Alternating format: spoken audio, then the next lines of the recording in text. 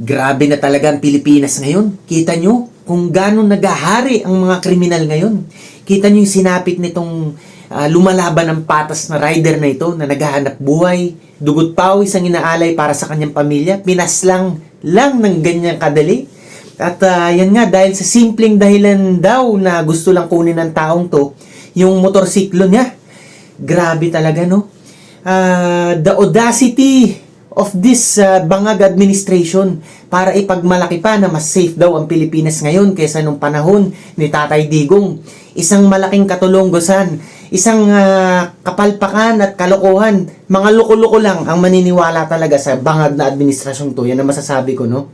Yung mga patuloy na nagbubulag-bulaga dyan, nagmamaang-maangan, dahil takot silang makasuhan, hindi sila makapalag, hindi sila makapagsalita laban sa gobyerno.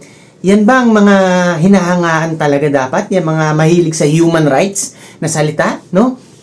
Kita nyo, meron akong experience, ha? Talagang pangyayari ito sa buhay ko, no? Isang kamag-anak namin dati. Lagi naming pinapatuloy sa bahay namin, ha? Dahil ganyan kami kabait. Pero yung taong to, yung kamag-anak ko nga, napariwara na, matagal na panahon na. At yun nga, nung una gumagamit lang siya ng illegal na droga. Hanggang sa nagbebenta na, no? Hanap buhay. Ayan, sinimulan niya sa pakuha-kuha ng mga onting kagamitan sa bahay namin. Nagnanakaw na hanggang sa nung huli ako na yung tinira, yung mga gamit ko na yung kinuha. Aba, talagang nagalit ako at hindi ko na lang ikukwento sa inyo kung anong ginawa ko sa kanya. At wala nang pakialam dito yung mga nagbabait-baitan at nagbabanal-banalan ng mga Katoliko, no? Ang sinasabi ko lang dito, minsan talaga hindi na umuubra yung simpleng intervention o yung rehabilitation para sa mga taong talagang illegal na ang kanilang pamumuhay o yung mga nagbebenta na nga ng droga na sumisira ng pamilya. Hindi lang naman binenta mo dyan, isang kabataan, hanggang dun yun eh. Sira din ng mga pamilya niyan. Dahil yung mga yan, nakapag-isip na yan na magnakaw na pag wala na silang maibili. At itong mga drug dealers na ito, yung mga pusher, no? Yan, nagre-repeat lang sila sa kanilang gawain. It's a repeating cycle, kumbaga, no? Na pagtapos nilang ipasok sa rehab, magbebenta na naman. Same old thing, no? At yan ang parang pinoproteksyonan ng bangag na administrasyon to, no? Kaya tuwan-tuwa ang mga yan, no? Ang daming mga pusher na ganyan, mga bayarang vlogger, na mga loyalista, no? Kasi nga ayaw nilang mawala ang gantong feeling, no? Na parang silang nagahari, no? At kabaliktaran, ang mga lumalaban ng patas, ang mga disenteng tao, ang mga inosente, ang mga natatakot ngayon na lumabas ng kanilang mga kabahayan. Lalo na pagsapit na ng gabi o pag dumilim na.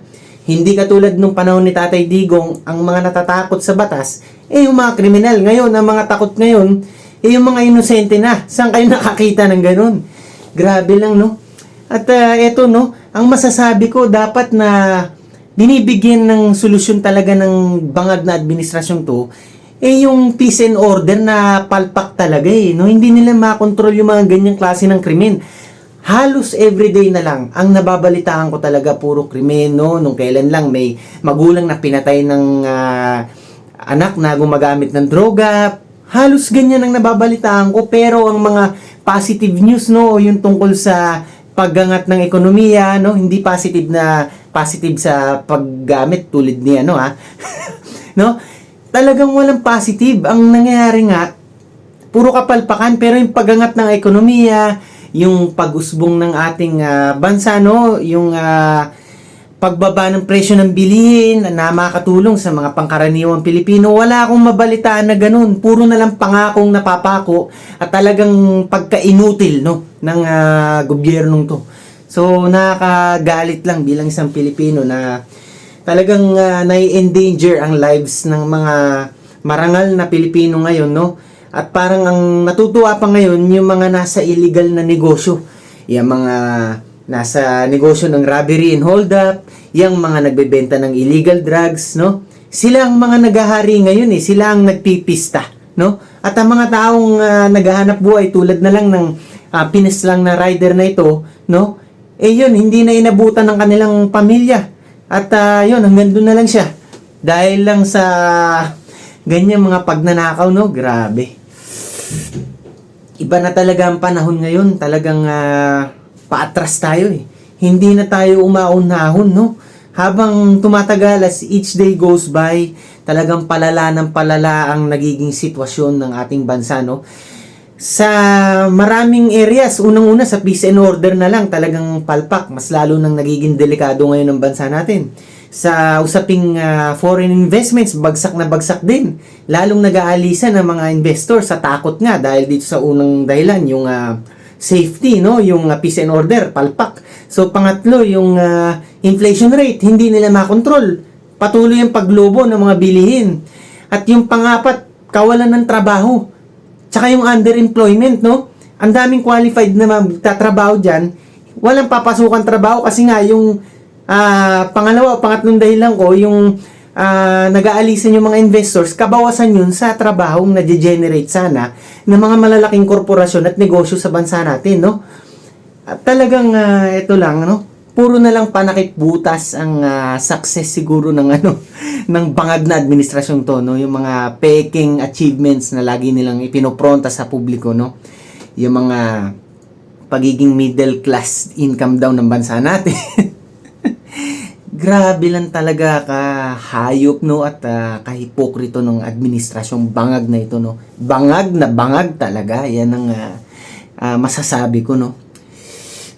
Kailan pa kaya tayo ahon, mga kanoypi, no? Yan, dasal-dasal lang at lagi ko lang kayong i-remind. Hindi ako magsasawang i-remind kayo na lagi lang kayong maging makabayan upang nang sa ganun, ang bansa natin, ang Pilipinas, ay maging Singapore din one day. Pansamantala lang to. Pero as long as tayo magkakaroon ng pagmamahal sa ating bansa, aahon din tayo one day, no? So hanggang dito lang muna tayo sa ngayon. Hanggang sa muli, ang inyong pinakasiga sa mga siga, Tigasing Noypi.